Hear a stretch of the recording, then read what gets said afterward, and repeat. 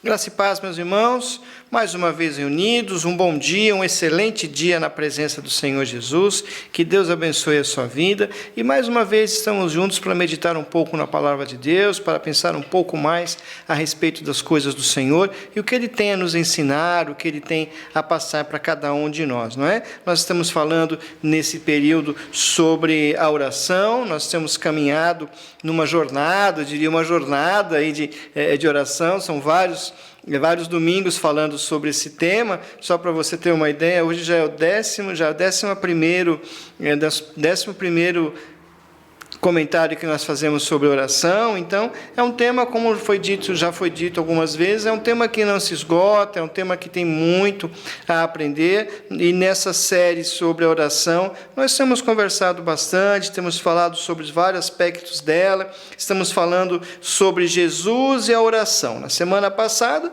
nós vimos que apesar de tantos afazeres, apesar de tantas coisas, o Senhor reservava um tempo para a oração, Ele dava prioridade à oração. E também aprendemos que as suas atividades eram estabelecidas durante ou após esse período de oração. Então, tudo que Jesus fazia era em cima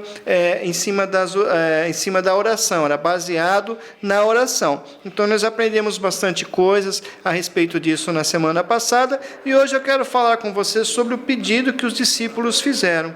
Os discípulos perceberam que precisavam aprender a orar.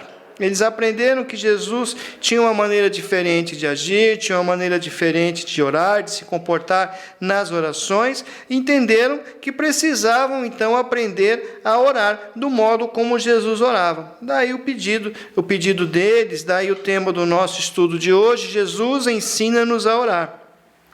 Que bom seria se todos tivessem a mesma disposição de aprender a orar com o Mestre, né? Bom seria se todos nós quiséssemos e estivéssemos dispostos a aprender e a orar também como ele orava, né? Quem escolhe o caminho da oração experimenta algo diferente na sua vida. Experimenta um relacionamento mais estreito com Deus, experimenta um relacionamento mais firme com Deus, um relacionamento não superficial, mas um relacionamento mais profundo com Deus. Então, quem ora, quem tem uma vida de oração, tem mais segurança, tem mais confiança na vida, porque sabe que Deus está presente e se torna menos inseguro, se torna menos ansioso, e mais confiante, também mais sábio nas tomadas das decisões. Toma decisões com mais segurança, com mais sabedoria, justamente porque sabe que Deus está presente, porque sabe que pode recorrer a Deus e que recorre a Deus. Então fica aí a dica: quer decidir melhor, quer tomar melhores decisões, então quer fazer escolhas mais acertadas? Ore mais, dedique mais tempo à oração. E nessa aula sobre oração, Jesus começa então com duas advertências para os seus discípulos, né? Então ele falou: vocês querem aprender a orar? Então vou começar dando duas advertências para vocês. E essas advertências encontram-se no capítulo 6 de Mateus. Mateus, capítulo 6, os versos 5 e 8, que nós vamos utilizar nesse momento. Eles dizem assim: e quando orardes, não sereis como os hipócritas, porque gostam de orar em pé nas sinagogas e nos cantos das praças, para serem vistos dos homens. Em verdade vos digo que eles já receberam a sua recompensa.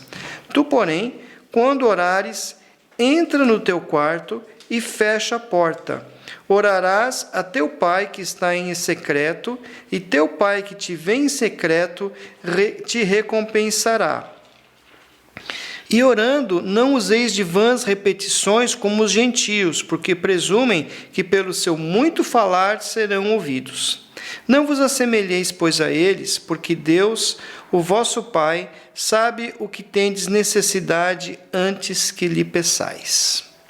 Então, esse texto, ele fala traz duas advertências interessantes, que antes de começar a ensinar realmente, entrar propriamente na oração, Jesus começa então dando duas advertências para os seus discípulos. A primeira advertência: não seja hipócrita. Não seja hipócrita. Está lá no versículo 5, que diz que quando orares, não sereis como os hipócritas. Os hipócritas, eles sempre existiram e sempre existirão. Isso não tem jeito, sempre haverá o grupo dos hipócritas. E Jesus, ele não gosta de gente hipócrita. Jesus não gosta de gente que pratica que tem essa prática da hipocrisia. Orações de hipócritas não trazem benefício algum. Pelo contrário, e a palavra hipócrita, ela vem do teatro, ela remete aos autores gregos do teatro, que quando iam representar, eles tinham seus rostos cobertos, escondidos atrás de máscaras. Essas máscaras eles usavam representando seus personagens, máscaras alegres ou máscaras tristes, mas o fato é que eles se escondiam atrás desses personagens, atrás dessas máscaras. O desejo deles era ser visto pelo maior número de pessoas e também serem aplaudidos por elas. Então Jesus aqui, ele nos adverte para não sermos como esses atores que querem ser vistos pelo público e querem ser reconhecidos, querem ser aplaudidos por eles. Jesus nos adverte a não nos escondermos atrás de máscaras que escondem quem realmente nós somos. Afinal, Deus vê tudo, Deus nos vê como nós somos, Ele sabe do nosso coração e sabe realmente como nós somos, não é? Então, ele nos adverte para não sermos assim. E havia hipócritas no tempo de Jesus? Claro, com toda certeza, havia hipócritas no tempo de Jesus, como há nos tempos de hoje. E os hipócritas da época de Jesus, os hipócritas que ele rebate aqui, são os hipócritas religiosos. Aquelas pessoas que tinham a mesma característica daqueles atores do teatro, e que se escondiam atrás da religiosidade, que se escondiam atrás da religião. Eles queriam ser notados em tudo, e o tempo todo faziam de tudo em busca de um simples elogio ou um aplauso que fosse. Isso mesmo. E Jesus ele nos adverte, então, quanto a isso. Nós precisamos vigiar o nosso coração. Vigie o seu coração. Precisamos vigiar o nosso coração para que nós não agimos da mesma forma como eles, como aqueles religiosos que faziam as coisas apenas para serem notados, com a intenção de parecerem mais espirituais, mais santos, mais próximos de Deus e até superiores aos outros por serem vistos então como sendo mais próximos de Deus. Na verdade, aqueles religiosos daquela época, aqueles hipócritas que ele se referia, eles amavam mais a si mesmos do que a Deus. Eles amavam, na verdade, os aplausos, o reconhecimento das pessoas, e não estavam preocupados com a opinião de Deus, não estavam preocupados em glorificar a Deus, mas a si mesmos. Então, os religiosos daquele tempo, eles gostavam muito de aparecer. Eles gostavam de aparecer e eles oravam de pé nas sinagogas, nada errado quanto a orar em pé nas igrejas, quanto a orar em pé nos cultos públicos, mas esses homens em especial, eles esperavam por isso, eles ficavam esperando o momento da reunião, o momento do culto público, para então se colocarem em pé e fazerem as suas orações. E essas orações eram demonstrações de santidade, então orações intermináveis, com palavras cheias de pompa, justamente para demonstrar isso, demonstrar uma certa santidade que no fundo não existia. Então a intenção deles era realmente essa, era que todos os vissem e admirassem a maneira como eles oravam. Eles também iam até as esquinas das ruas movimentadas, onde estava o povão mesmo, para fazerem as suas orações. Então eles procuravam ruas movimentadas procuravam cantos de praças para orar e oravam o mais alto possível. Então, ali, quando terminavam as suas orações, geralmente alguém aplaudia eles por tanta eloquência nessas orações. Agora, imagine aquelas ruas bem estreitas, as ruas de Jerusalém, ruas estreitas, ruas cheias de gente por todo lado, gente caminhando para todo lado, disputando espaço com animais, os comerciantes também que espalhavam suas mercadorias pelo chão e ficavam gritando para vendê-las. Imagina tudo isso, toda essa confusão, e agora imagine alguém parar no meio dessa bagunça e começar a orar bem alto. Naturalmente, a ideia aqui era fazer isso para que as pessoas os notassem. Essa mesmo era a intenção, ser notados pelas pessoas e não por Deus. Os hipócritas são assim, eles precisam ser notados em tudo o que fazem e querem ser vistos, reconhecidos, precisam ser elogiados e vistos como homens e como mulheres corajosos e cheios de fé. Mas, na verdade, eles são reprovados por Deus porque eles não amam a Deus. Eles são reprovados justamente porque eles não passam no quesito do amor, que é o principal quesito. Eles não amam a Deus, amam a si mesmos, amam os aplausos, amam a glória, querem a glória para si. E Deus não divide a sua glória com ninguém. Então, Jesus dá a orientação. Qual é a orientação aqui? A orientação é entrar no seu quarto e fechar a porta. A palavra grega que é usada aqui para quarto, ela é bem interessante, ela refere-se a uma despensa que era usada para guardar o tesouro, não o quarto propriamente em si. Então, Jesus está dizendo que qualquer local você pode usar, pode ser esse quarto. Mas aqui, no caso, ele está se referindo a uma despensa do tesouro. Essa despensa do tesouro era um aposento secreto, era um aposento muito bem guardado e que ficava bem longe dos holofotes. Era um local onde os tesouros eram armazenados, um local bem reservado e separado. Então, observe também no texto que o Pai que também está em secreto na sala do tesouro, ele te recompensará. Lá no secreto encontramos os tesouros de Deus que nos aguardam. Veja a importância que Jesus dá à oração. Né? Então, vai para um local secreto, onde está você e está Deus, lá nesse local do tesouro, que é onde Deus está, e ore a Ele que está lá também no local secreto, Ele vai te recompensar. Em outra palavra, nós encontramos então ali nesse lugar secreto os tesouros de Deus, prontos para serem entregues àqueles que o buscam de verdade, sem se preocupar com os holofotes, sem se preocupar com os outros, sem se preocupar com aparências ou com palavras ou coisas assim. Entende? Então Deus tem um tesouro especial, reservado para aqueles que o buscam na sua sinceridade. Mas Jesus dá uma segunda advertência nesse texto. A segunda advertência é: não ore como os gentios. Está lá no versículo 7. Não useis de vãs repetições como os gentios, porque presumem que pelo muito falar serão ouvidos. Então essa é a segunda advertência de Jesus. Não ore como os gentios.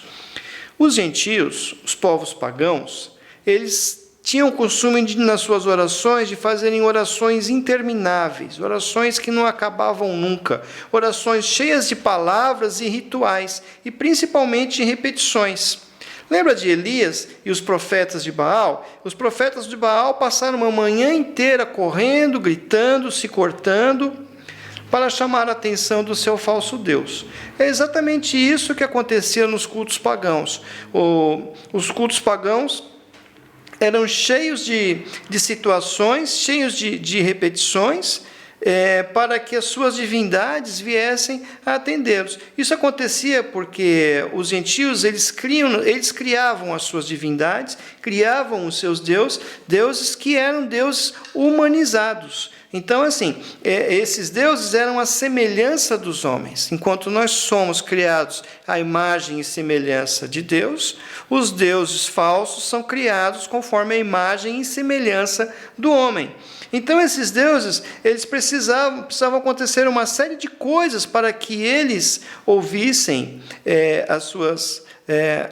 os seus adoradores, né? Então, nesse caso, eles precisavam fazer de tudo para chamar a sua atenção. Precisavam acordá-los, precisavam despertar algum desejo neles, precisavam até esperar que voltassem de alguma viagem. Tudo isso é registrado nas histórias dos deuses, então era assim que as coisas aconteciam. Por isso, as suas orações e rituais eram bem repetitivos, extremamente longos e cansativos.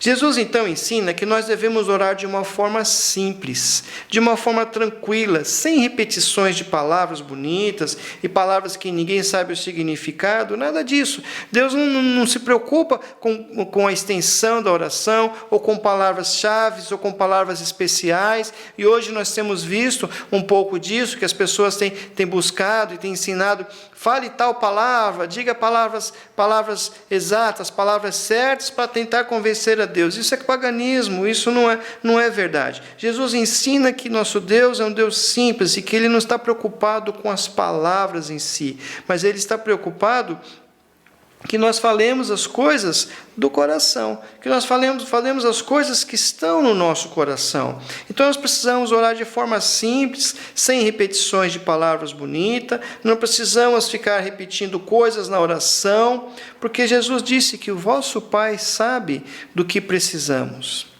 E aqui nós temos também algo que Jesus ensina, que é a questão do relacionamento com Deus, que é um relacionamento paternal, é um relacionamento de pai, não como dos deuses pagãos, que não se importavam com os humanos, que não se importavam com aqueles que o buscavam, e que esses precisavam, então, desesperados, fazer de tudo para chamar a atenção. Não, Jesus ensina que Deus é o Pai que está pronto a recompensar aquele que o busca, aquele que se dirige a Ele com simplicidade, com a mesma simplicidade que o filho, que a filha conversa com o Pai. É dessa forma que nós devemos nos relacionar com Deus. Então, Jesus ensina que a oração é relacionamento e que nós devemos orar com confiança e liberdade. A confiança de quem fala com o Pai e que sabe daquilo que nós precisamos. Então, por que orar? Talvez alguém esteja perguntando aí, não é? Então, por que orar se Ele já sabe do que nós precisamos? Então, guarde esse conceito com você. Nós não oramos para informar a Deus das nossas necessidades, pois Ele as conhece muito bem, mas para mostrar a nossa confiança e a nossa dependência dEle. E isso agrada a Deus, a nossa dependência e a nossa confiança nele. E para mim terminar a minha palavra, eu quero deixar um pensamento com você.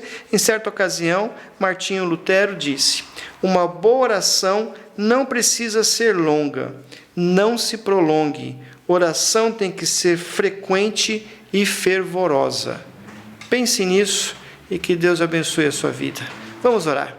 Senhor nosso Deus, nós te agradecemos por este momento, te agradecemos, ó Pai, porque estamos aprendendo contigo, Senhor. Ensina-nos a orar, ó Deus, ensina-nos a fazer a oração que te agrada, ensina-nos a agradar-te, ó Pai, também com as nossas orações. Trabalha nas nossas mentes e nos nossos corações, para que nós possamos ser aperfeiçoados a cada dia mais nessa área, Senhor Deus. Obrigado por tudo e abençoe a tua igreja, no nome de Jesus. Amém. Que você tenha um excelente domingo na presença de Deus.